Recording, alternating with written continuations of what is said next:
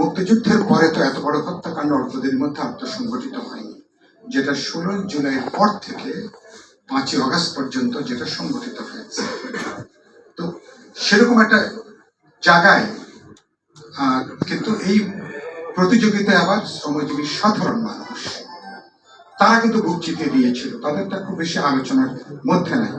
শহীদদের তালিকায় তারাই হচ্ছেন সবচেয়ে বেশি সাধারণ মানুষ, শ্রমজীবী মানুষ, নিম্নবিত্ত মানুষ, রিক্সা শ্রমিক, গার্মেন্টসের শ্রমিক, হকার, ফুটপাতের স্বল্প আয়ের মানুষ। এই মানুষ কিন্তু ক্ষমতার ধারে কাছেও কিন্তু নাই গত 3 মাসে, আপনি কিন্তু সেটা খেয়াল করবেন। আর তো এখন 3 মাস পার হয়েছে।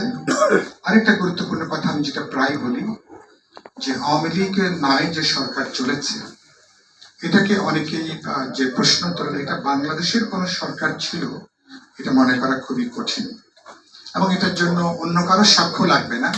ওবায়দুল কাদের সহ সরকারি পতিত সরকারি মন্ত্রীদেরকে যদি রাজসাক্ষী করা হয় ভবিষ্যতে, ইতিমধ্যে তারা বেশ কিছু জবানবন্দি তারা দিয়েছেন যে আমরা দিল্লি আছে তো আমরা আছি, আমরা আছি তো দিল্লি আছে। তার মানে বাংলাদেশের জনগণ, এখানকার ভোটারের না, বাংলাদেশের জাতীয় স্বার্থ, জাতীয় নিরাপত্তার প্রশ্ন না, যারা আছেন তারা বাংলাদেশকে ভারতের অন্যান্য যেভাবে অঙ্গরাজ্যগুলো আছে, ভারতের বিভিন্ন অঞ্চল আছে, এরকম একটা বাংলাদেশকে ক্লায়েন্ট স্টেটে তারা এটাকে পরিণত করতে চেয়েছেন। সমস্ত কিছুই ভারতের জাতীয় স্বার্থ, তাদের জাতীয় নিরাপত্তা।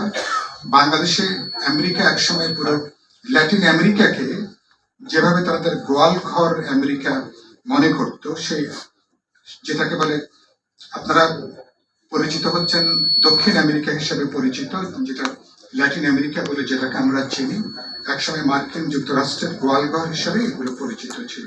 সেই গোয়ালঘর কিভাবে স্বাধীন জাতীয় রাষ্ট্র হিসেবে দেশে দেশে তারা ঘুরে দাঁড়িয়েছে, তারা প্রত্যেকটা দেশ বাংলাদেশের ক্ষেত্রে এরা একটা ভারতের একটা গোয়ালঘর তারা বানাতে চেয়েছিল তারা বাংলাদেশকে। মানুষের পুঞ্জীভূত ক্ষোভের বহিঃপ্রকাশ আমরা লক্ষ্য করেছি।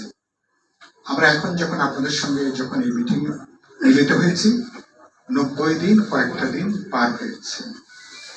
আমি রাজনীতি মানুষ হিসেবে আমার খুব উদ্বেগ।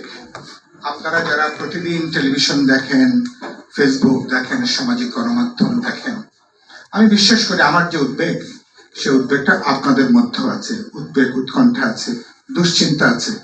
আমার কপালে ভাঁজের মতন আপনাদেরও কপালে ভাঁজ পড়ে বর্তমান এবং আগামী দিনের মানে ভবিষ্যতের কথাটা চিন্তা করে। প্রফেসর ইউনূস যখন বলছেন তিনি ফিরে এসেই ছাত্রদের দ্বারা আমরা নিযুক্ত হয়েছি, তার এই বক্তব্যটা তার পদের দায়িত্বের সাথে খুব সংগতিপূর্ণ হয়নি, কারণ আমরা সকল রাজনৈতিক দল তাকে একটা সমর্থন দিয়েছিলাম। আপনারা সবাই, জনগণের সমস্ত অংশ, হাসিনার ফ্যাসিস্ট রেজিমের বাইরে যত জনগণ ছিল, সবাই প্রায় 2 হাত তুলে আমরা এক কাট্টা সমর্থন জুগিয়েছি।